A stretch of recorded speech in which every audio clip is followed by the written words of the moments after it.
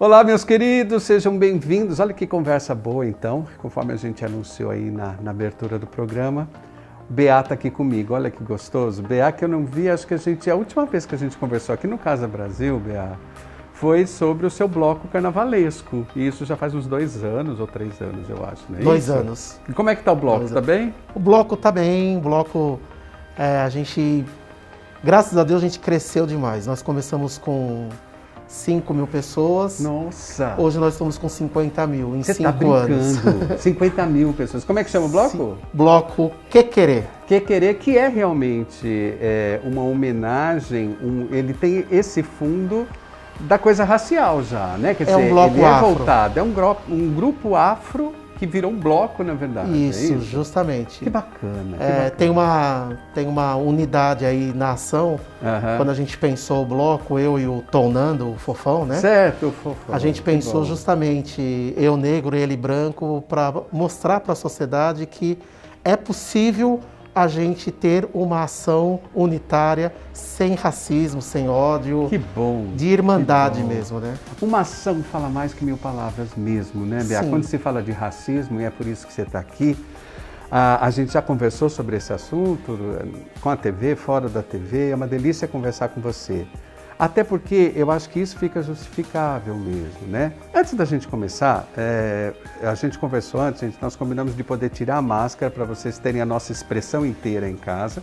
Nós estamos a mais de 2 metros de distância e a gente está à vontade porque está no lugar também com ar livre. Vamos tirar então? Vamos mostrar a nossa carinha para o pessoal. Uma coisa combinada, cuidadosa, mas que traz um pouco para você essa sensação de estar mais pertinho da gente, né? Quem está em casa, olha lá, vamos guardar nossas máscaras em lugar estéril e pronto, vamos continuar nosso papo. Então eu convidei o Beá para estar aqui hoje exatamente para a gente falar sobre essa questão racial, porque não dá para a gente passar por cima disso, né, Beá? Oi, Beá, agora eu estou te enxergando, olha os dentões dele, esse sorrisão dele, que delícia, né? Vamos levar esse sorriso para quem está em casa, porque juntou, né, Beá? A gente está falando de um problema do Covid, por um lado, está falando da questão racial, por outro, de uma questão política no Brasil, por outro, e isso tudo virou uma panela que tem trazido as pessoas para sensações de ansiedade, de medo e tudo mais. Mas ansiedade, medo, angústia, o negro conhece muito bem esses temas, não é do Covid, não é de agora, ele conhece desde a história da humanidade, não é? Como é que você vê essa questão que está acontecendo agora a nível dos Estados Unidos, que começa lá e de repente se espalha pelo mundo e isso vai chegando para o mundo todo? Você como negro, com essas atitudes que você teve durante sua vida toda de defesa dessa causa, como é que você vê esse momento, Bea? Eu analiso que o Covid-19 ele só veio escancarar essa desigualdade racial que existe no planeta. Não é só no Brasil, nos Estados Unidos, né? Os Estados Unidos foi o pontapé inicial aí para o restante do planeta mesmo, no que diz respeito à igualdade de oportunidade. Então, quando você fala de morte de negros norte-americanos, tem toda uma comoção no restante do mundo e principalmente aqui no Brasil. Mas quando você fala de genocídio da população negra, em particular da juventude negra aqui no Brasil, são poucas vozes que gritam, são poucas mãos que se levantam para dizer que isso está errado e que a gente precisa mudar a política e o curso do país. Agora, essa semana, nos Estados Unidos, uma cidade ou um estado, eu não tenho bem certeza, ele mudou a política da segurança pública. Ele acabou Isso mesmo. com a polícia.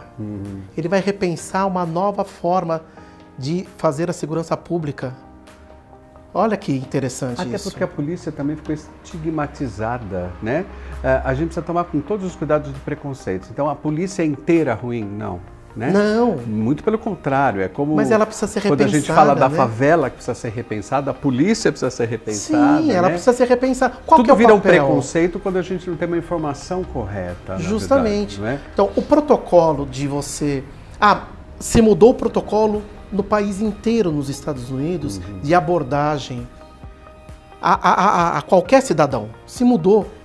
A partir do que aconteceu nos Estados Unidos... O enforcamento não pode mais, não pode, quer dizer, não deveria nunca. Não deveria nunca. Né? Mas aqui no Brasil, a gente viu o exemplo claro de... Esses meninos agora... Não, de um empresário que o que fez, o que falou, que xingou o policial quieto. O policial estava correto. Ele agiu corretamente. Ele não age correto, ele age de uma forma perversa e de uma forma racista quando ele vai para os bairros mais periféricos, quando ele vai para as comunidades, quando se trata da comunidade negra ou da comunidade mais pobre. Porque daí ele já vai com outro protocolo, que é o protocolo da violência, que não é o protocolo do diálogo.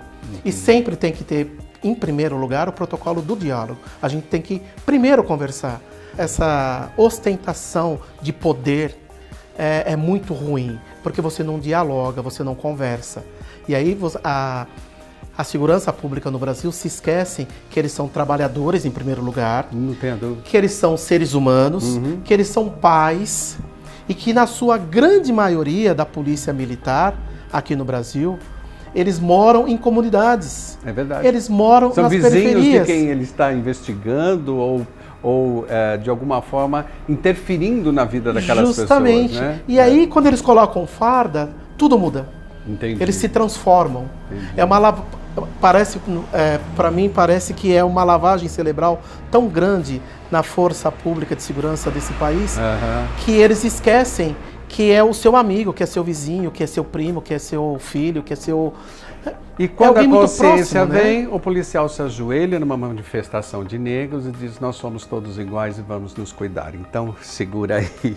Esse assunto estaria falando uns 10 programas, não sei como é que eu vou fazer, mas vou me virar com o BA aqui, porque ele tem muita noção do que ele está falando e muita capacidade para falar desse assunto. Por isso ele é nosso convidado especial e no segundo bloco ele continua com a gente. Fica aí que a gente volta já.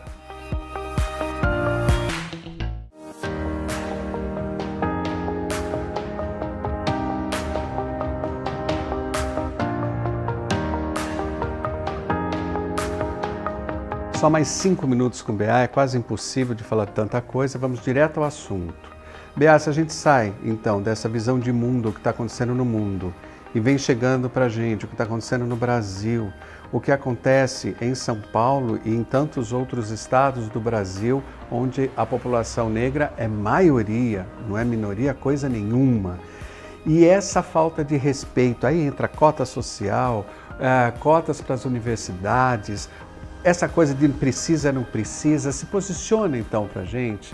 Historicamente, se a gente sabe que o negro nunca foi privilegiado, muito pelo contrário, existe uma dívida social com o negro, como fica comportamentos sociais especiais para o negro? Como fica isso na sua cabeça? Olha, vou tentar resumir, então Por vamos favor. lá. A pandemia Covid-19, ela veio escancarar o racismo do Brasil, como eu já disse no outro bloco. Exemplo disso é uma senhora de 63 anos, negra, do Rio de Janeiro, a primeira mulher morta pelo Covid. Que ela estava cuidando dos seus patrões, os patrões sabiam que ela era do grupo de risco, não a liberou, ela pegou o Covid. Quando os patrões delas perceberam que ela estava doente, eles pediram para ela ir para a casa dela. Ela foi para a casa dela num dia, no dia seguinte ela faleceu. Isso é o exemplo clássico do racismo do Brasil. A pandemia, então, ela vem escancarar isso, né? Então, mais uma coisa porque os cuidados vão ser diferentes. Ela não tinha como se cuidar. Os patrões provavelmente tinham toda a assistência médica necessária, tudo o que precisava. Eles vieram da Itália. É isso. Com o Foi Covid. aquele caso da Itália. Né? Foram os primeiros casos, logo no início de março, né? Outro exemplo claro disso é o caso do Miguel, né? 5 aninhos que caiu do 9º andar, que é a mãe também, mulher negra, trabalhando. A patroa poderia muito bem ter liberado essa mulher para poder ficar em casa cuidando do seu filho, recebendo para isso, porque ela tinha condições de pagar o salário dessa empregada. E essa senhora, ela aperta o botão do 9º andar e ela paga apenas 20 mil reais para poder responder o processo de liberdade. Sabe quanto que é lá nos Estados Unidos, com a morte do George? $1,5 milhão de dólares. Uau! Se o policial quiser responder o processo de liberdade, ele tem que arcar com $1,5 milhão de dólares. Olha a diferença. Então, quanto vale a vida? Elza Soares cantou e disse, e continua dizendo até hoje, a carne mais barata é a carne negra. É verdade. É isso. Trágica essa música. É trágico. É a pura verdade. É pura verdade. Então, são mazelas que nós, povo da comunidade negra, a gente vivencia isso desde 1500, né? Que a gente chega aqui, que nós somos sequestrados em África, que as nossas famílias são dizimadas, que as nossas famílias foram sequestradas e levados para o mundo. Aqui no Brasil, quando a gente chega aqui no Brasil, nós somos separados, né? Nós somos separados das nossas mães, dos nossos pais, dos nossos irmãos e levados para esse Brasil, que na verdade não é um país, é um continente. Então a gente foi espalhado. E quando da abolição, a abolição ela não foi completa até hoje. O Brasil ele não cumpriu o seu papel de fazer a abolição. 88 foi uma passagem de uma coisa para outra que virou a mesma coisa. Que virou a mesma coisa. Então, dia 13 de maio de 1888, estávamos comemorando a abolição. Dia 14 de maio de 1888, nós estávamos sendo presos por vadiagem. Né? Por vadiagem. E isso se estendeu. E né? isso acontece até hoje. Então é só olhar onde estão os... Eu costumo falar para as pessoas assim, faça o teste do pescoço. Então, esse eu não conheço, Bea. O teste do pescoço, ó, chega nos lugares e olha para o lado. Entendi. Quem é que está do seu lado? Quem é que está perto de você? Não existe negros. Os negros estão nos serviços, nos lugares subalternos, estão cada vez mais invisibilizados. Por isso que é importante a gente discutir e debater o tema racial. E aqui no Brasil não dá pra gente fugir disso mais. É tão importante que eu vou fazer mais um programa com você. Demorou. Se eu parasse aqui com você agora, eu ia me sentir absolutamente frustrado no sentido da gente não ter chego onde eu quero chegar com um convidado tão bacana que é o Vanderlei aqui comigo. Porque a questão é tão séria, é tão profunda, que no próximo programa você vai continuar vendo essa entrevista. Nós vamos fazer mais 2 blocos agora e vou jogar isso ao ar na próxima semana. Eu quero ir mais a fundo nisso, porque a gente está falando de preconceito, e preconceito não é só com o negro, é principalmente hoje com o negro. Então você topa? Sim, a gente vai claro. gravar mais 2 blocos aqui agora e a semana que vem você vê a continuidade dessa entrevista. A gente vai mais fundo, tá bom? Fale, produtor, pode falar. É verdade. O produtor está lembrando que no próximo bloco a gente continua viajando e vai para o Nepal, que é um lugar para a gente repensar o mundo. Nepal é um universo à parte que ainda existe nesse tempo, junto com a gente. É contemporâneo, é um mundo que não pertence mais a ele. E o Nepal não nos pertence mais. Eu fiz essa visita no Nepal quando 2 meses antes daquele terremoto que devastou o Nepal. Eu estava por lá e você vai assistir agora. Próximo programa, a gente continua com o Bea. Tchau, gente.